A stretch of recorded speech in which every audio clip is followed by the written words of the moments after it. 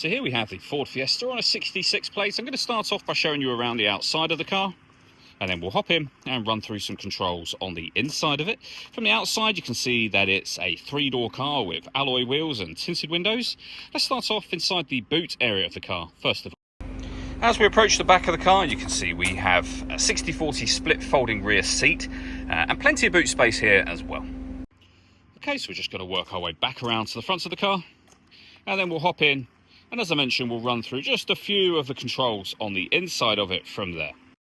Just briefly before we climb in, I think it's well worth seeing the interior from this exterior point of view. There's plenty to run through on the dashboard, so let's hop in and we'll do that now. Okay, now that we're inside the car, we're going to start with the dials. Over on the left-hand side, we have the rev counter. We have the speedometer on the right-hand side. In the centre at the bottom, the fuel gauge. And in the centre at the top, the total miles for this car, which are 43,943. You can change the information that's displayed there by pressing a button on the end of the indicator stalk for various bits of trip computer and fuel economy information. If we back out to the steering wheel, we have our stereo and phone controls over here on that left-hand side. And then into the centre, the main screen for the car. So at the moment you can see there the radio. We've got FM radio. Every push of the radio button will give you a different wave band.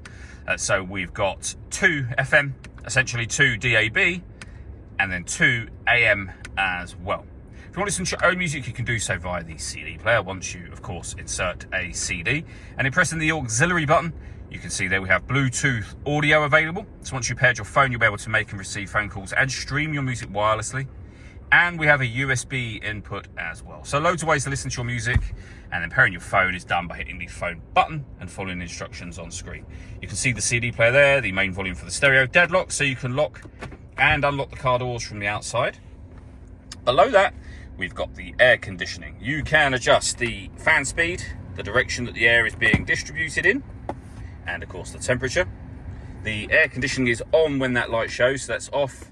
Back on again. You can recirculate the air that's in the car. That's a great way of heating it up or cooling it down quickly, depending on the temperature you set over on this right hand side. We can turn off the stop and start. This car is designed to cut out when it's stationary in traffic to save you fuel. The system's off when that light shows. You can also put the car into eco mode. The car has got a 5-speed manual gearbox, a 12-volt charging socket, and then the USB input that I've already mentioned you can find just there. All that leaves me to say is thank you for taking the time to watch this video.